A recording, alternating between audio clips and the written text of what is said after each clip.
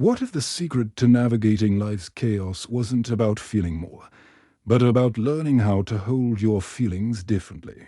What if I told you that an ancient philosophy holds the key to facing modern stress, not by building a wall around your heart, but by building an unshakable foundation of peace within it? Imagine a life where a frustrating commute, a critical comment, or an unexpected setback barely causes a ripple in your inner calm. That's not a fantasy, it's a skill. It's the art of emotional detachment, and contrary to what you might think, it's not about being cold or indifferent.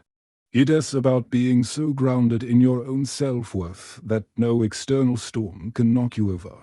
You know that feeling, right? When your mind just won't stop. It's like a browser with too many tabs open, all of them screaming for attention, and one of them is playing some weird, anxiety-inducing music on a loop. You're replaying a conversation, worrying about a text, agonizing over a decision. Sound familiar? Tell me this doesn't sound familiar. This is the cyclone of overthinking, and it's the fastest track I know toward burnout prevention failing spectacularly. But here's the good news. You can learn to calm the storm. And it all starts with a simple shift, a concept that the Stoics mastered centuries ago. The kite and the storm, a different way to fly. I want you to picture something for a moment. Imagine you're holding a kite. A beautiful, vibrant kite. Now, that kite represents your emotions, your peace of mind. The string in your hand. That's your connection to something. A job, a person, a dream. Now, what happens when a storm rolls in? If you hold on too tight, white-knuckling that string, what happens? The kite thrashes, it gets torn to shreds, and it pulls you off your feet. You're getting battered by the wind and rain, getting dragged through the mud, all because you believed your job was to control the kite's every jerk and dive. But here's the twist. What if your job was never to control the kite? What if your job was just to stand firm on the ground? To loosen your grip just enough so that the kite can dance with the wind, not fight against it. The storm will pass. It always does. And if your kite is a little battered, you can repair it. But if you are battered, broken, and exhausted from the fight, then the storm has won. That, right there, is the profound, beautiful essence of detachment. It's not about letting the kite go forever. It's about remembering that you are the person standing on the ground. This is the ultimate form of energy protection.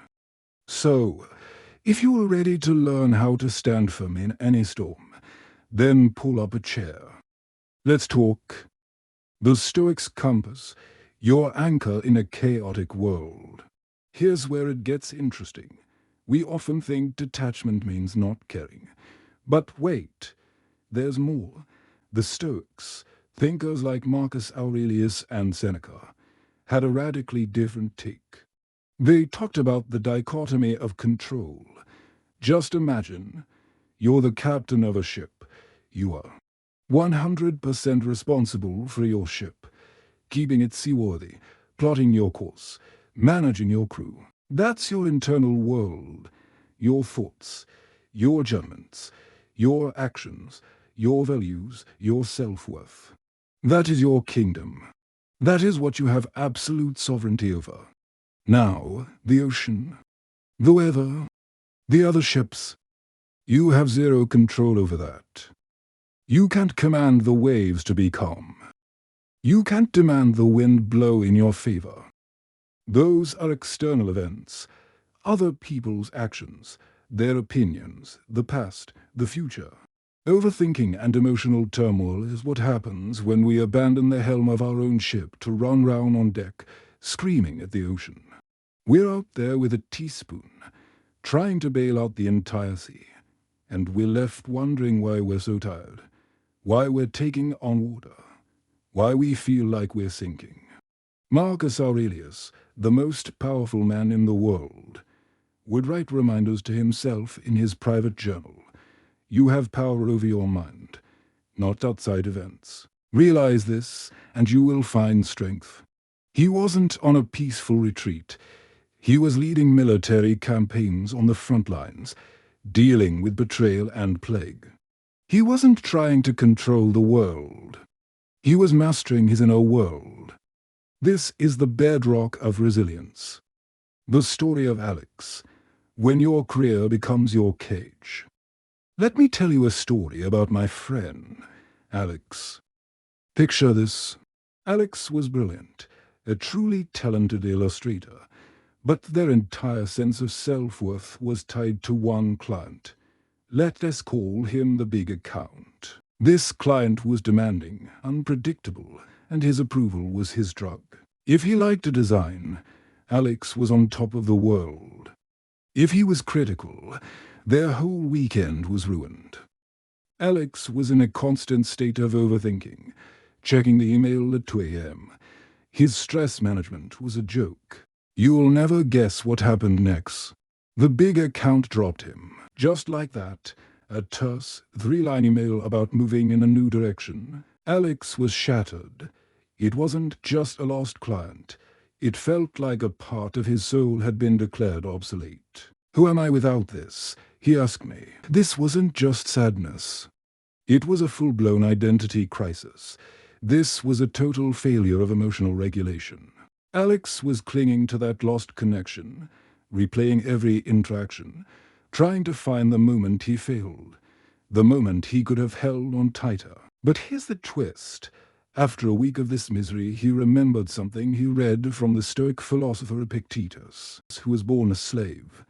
We are disturbed not by what happens to us, but by our thoughts about what happens. This is where things take a wild turn. Alex made a decision. He couldn't control the client leaving. That ship had sailed. But he could control his response. This was his ship, his helm. Alex instituted a radical digital detox, deleting his work email from their phone after 6 p.m. He started a new habit formation routine every morning. Before checking anything, he would spend 1 hour on a creative project just for himself. No clients, no approval needed. This wasn't just self-care. It was an act of rebellion. It was him saying, "My creativity belongs to me first." He was reclaiming his authenticity. Then came the hard part. Boundary setting. Alex started saying no. No to projects that didn't excite him. No to clients who demanded endless revisions without a clear vision. Practicing assertive communication was terrifying at first. But each no felt like a powerful yes to himself.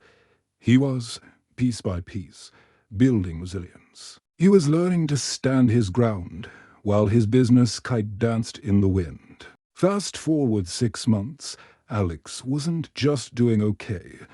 He was thriving in a way he never had before. He had a roster of new, better clients who respected his boundaries and his expertise. His work was more vibrant, more him, because it came from a place of inner peace, not desperation. And then the plot thickens. The old client actually circled back, asking if he had capacity for a quick, high-priority project. And you know what, Alex, with a calm he didn't even know he had, politely declined. Finally, he understood that true value doesn't come from outside. It comes from within. His confidence-building journey had reached its peak.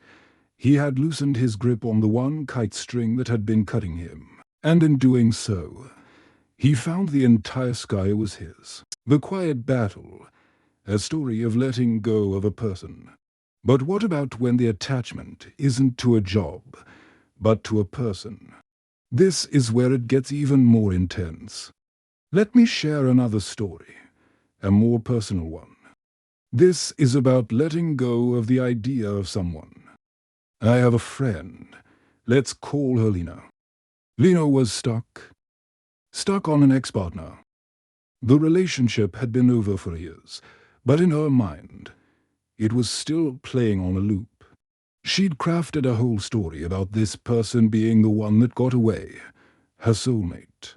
She was attached not to the real, flawed human, but to a phantom, a ghost of what could have been. This phantom was draining her energy, preventing her from being present in new relationships. Her mindfulness was completely hijacked by a memory. What I didn't see coming was how she started applying Stoic principles to this. She started with a simple but brutal practice. She began to consciously separate the real person from the story she had attached to them. She wrote down 2 lists. One list was the actual, factual history of the relationship, the good and the bad. The other list was the fantasy, the what if, the idealized version she was clinging to. This changes everything. Seeing it on paper, the disparity was shocking. The real story was messy and human. The fantasy was a Hollywood movie. She realized her suffering wasn't coming from the loss of the person, but from her refusal to let go of the movie she directed in her head. This was a profound moment of mental clarity. She started practicing what I call mental sovereignty. When the thoughts of this person would intrude, instead of getting swept away in the fantasy, she would gently acknowledge it. Ah, there's that story again, and then consciously redirect her attention to something real in her present life. This is emotional regulation in its highest form. It wasn't a fight. It was a gentle, firm redirection. She was taking back the remote control of her own mind. This journey was her path to inner peace, and it was far more powerful than any external reconciliation could ever be. The ego's whisper, the architect of your prison. Alex's story and Lena's story, they're 2 sides of the same coin. I think we've been here before. A lot of this attachment, it's not even about the other person or the thing itself. It's about our ego. Our ego is that clever, terrified voice that whispers, "You are not enough on your own. You need this to be complete. Without this, you are less." It creates this powerful illusion of scarcity. It makes us believe that this one person, this one job, this one thing is the only source of that particular shade of happiness. It is like we emotionally binge watching someone else's highlight reel on social media and comparing it to our behind the scenes. This is where mindfulness becomes your superpower. It's the practice of noticing that whisper without buying what it's selling. Ah, there's my ego, feeling insecure again. Interesting. You observe the thought, the anxiety, the craving for validation, and you just let it pass by like a cloud in the sky. You don't have to latch onto it. You don't have to fight it. You just acknowledge it and return to the helm of your ship. This is non-negotiable energy protection. Your personal toolkit for unshackling your soul. So, how do we build our own life, like Alex and Lena did? How do we turn this philosophy into practical, daily habit formation? This isn't about a what-I'm fix. It's about building a new operating system for your life. First, the sacred pause, digital detox and mental space. Picture this. You wake up and the first thing you do is not reach for your phone. For the first 30 to 60 minutes of your day, you're the sole author of your mental state. You drink your coffee and actually taste it. You write in a journal. You stretch. You look out the window. You are not immediately importing the chaos and expectations of the outside world. This single act of a digital detox is a revolutionary act of self-care and burnout prevention. It sets a tone for the day that says, "My peace is the priority. I command the ship." Second, the unshakable no. Boundary setting is an act of love. I want you to think about it.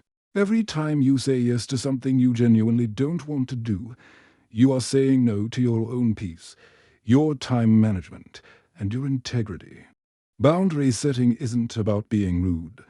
It's about being clear and respectful to others and, more importantly, to yourself. It's telling a friend, I care about you, but I can't talk about this draining topic right now. I need to protect my energy. It's leaving work at work, both physically and mentally. This is how you build resilience. Third, reclaim your narrative, confidence building through action. What happened next will shock you. It's not shocking. It's simple, but it's powerful. You start doing things that scare you a little, that are just for you. You sign up for that class you've been curious about.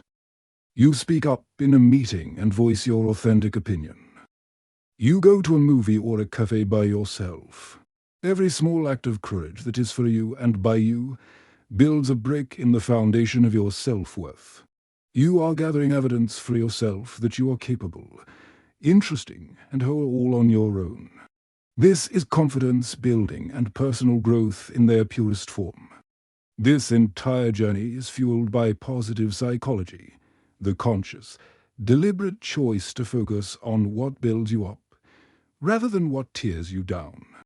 The unshakable you, where your true power lives. And then something incredible occurred. It doesn't happen overnight, but one day you'll be in a situation that would have previously sent you into a tailspin, a major project cancellation, a difficult conversation, a personal rejection, and you'll notice you're calm. Not numb, but calm. You'll feel the emotion, but it won't be driving the car. You'll have space. You'll have mental clarity.